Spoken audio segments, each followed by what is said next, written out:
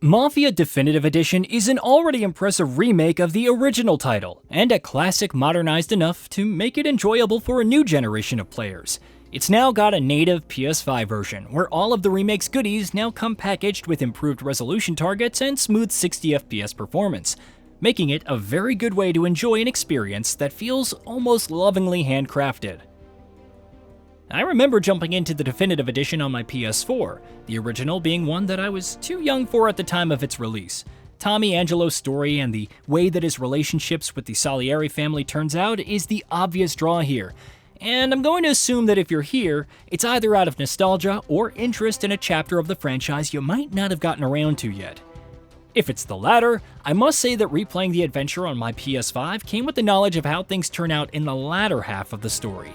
While you might think that it made things boring, it was even more interesting to see how the story plants the seed of future events, the threads leading Tommy and his cohorts down paths they can't avoid.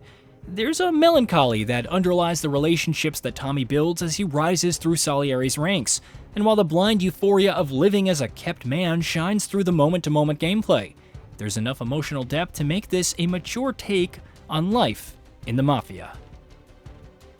But with so many additions to the franchise that have followed it, is this a story that's still worth diving into if you haven't experienced it? Well, that's a resounding yes, as it's written, paced, and executed so well that you can't help but feel for Tommy, Sam, and Paulie in the moments where the tension unfolds, even as you've witnessed their friendship evolve from a chance encounter and a wealth of shared memories between them. It helps that the campaign is broken down into neat little chapters, each of which gives you enough of the game's mechanics in short bursts before some great cinematic cutscenes take over to let the story unfold. The city of Lost Heaven works as a sort of open-world stage, where the objectives let you wander and find your own way to the markers. But there isn't really much to do unless you accidentally collide with other vehicles and end up in a police chase. Hey, tell Mr. Salieri I'm always available for this kind of work. I do stuff for a lot of people, but I always know where I stand with you guys. Hot cars, getaways, anything for the right price. Even the many collectibles strewn about aren't enough of a reason to go out of your way, as they don't really add to the lore or story. There are a few notes and letters around when you're in a mission that help lend context to everything, but they're really only little snippets to flesh things out rather than a storytelling device that the game leans on. The art direction is incredible though, with distinct vibes for different parts of the town that the game goes out of its way to show off when you first roll in. Chinatown is a great example. With a very impressive stage and a cast of characters that capture you right off the bat, you'd hope that the gameplay is then good enough to bring them all together. Well, the answer to that is a mixed bag, considering how easy things are once you get the hang of it. In a scrap, Tommy's fists, knives, or baseball bats are more than enough to overcome single opponents with deadly force. However, there's little nuance to the whole thing, as waiting out an attack, countering it with triangle, and then launching into a combo of your own is really all you need. It's repetitive and very quickly so, which is probably a good reason to whip out your guns and go all out thanks to the gunplay being a whole lot better. Great cover and aiming mechanics across the available roster of weapons coupled with the boost to performance makes this one shine as an interactive gangster movie on the PS5. Those shootouts feel ever so satisfying, even when the enemy AI often felt like it was designed to eat our bullets and make Tommy feel like a mafioso who belongs in Legends. Of course, the former cab driver is also the best wheelman Salieri's got, and you're going to be driving between your objectives more often than not. The driving mechanics are excellent for the most part, with different cars coming with a distinctive feel to them. Varying top speeds, ease of handling, and other factors such as rain on the roads make driving feel quite involved. Although I would have appreciated some more tuning on the turns, with most cars spinning out of control way too easily for my liking. That was especially true during chases where you can't really be sure of the car that you're getting. Or in that race where it took me a whole lap to get used to the sudden change in responsiveness from the race car I was driving. I placed first, of course, but the first shift was jarring, even after I was driving a beast of a car around in the preceding objective. That shift from the street to a track is something to watch out for when it's your turn to win the Salieris a bucket of money.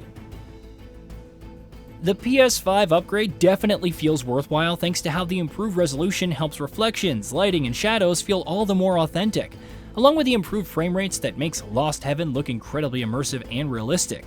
And it's a city that pulls you in thanks to how well it mimics the vibe of the time period it's based in. It all works so well with the presentation. A very catchy soundtrack that's well implemented into every scene, and a detailed rendition of the Prohibition era. With blazing fast load times, excellent 60 FPS performance that manages to hold even during intense chases or gunfights, and cinematics that also run at the frame rate other than a few exceptions, this is the definitive way to experience the game that started it all. Of course, the remake was itself a very good-looking title, but its textures and facial models now look a tad outdated in the wake of modern remakes that have vastly improved things on current-gen hardware. Its stunning visuals clashed with textures and faces that felt too stiff to be current-gen. This one shows its age on the PS5, but that doesn't take away from the fact that it's already such a polished experience that it's kinda easy to live with those flaws. However, the same dated approach to its gameplay makes even the clever mission design unable to hide the fact that fighting and driving are just there to service the story, rather than being deep and fleshed out. It's also interesting that while this one's a free upgrade for owners of the PS4 version of the remake, the fact that your save files and trophy progress aren't transferable is an annoyance. It's also disappointing to see no use for the DualSense's haptics or adaptive triggers, something that could have helped this version of the game stand out.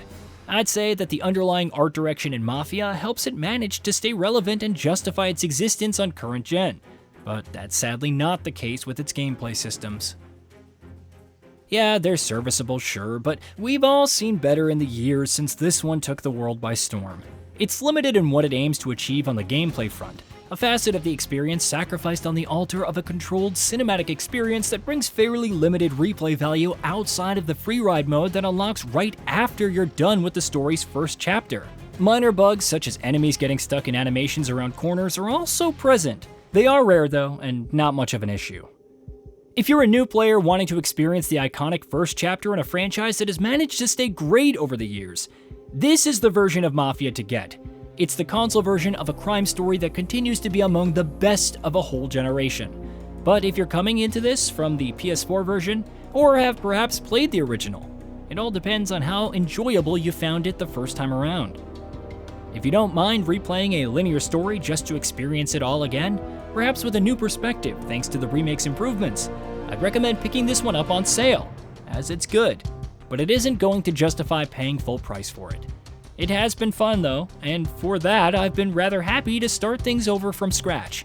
It's been great to see Tommy again, even with the knowledge of the highs and lows of his life. And that's Mafia Definitive Edition's biggest strength.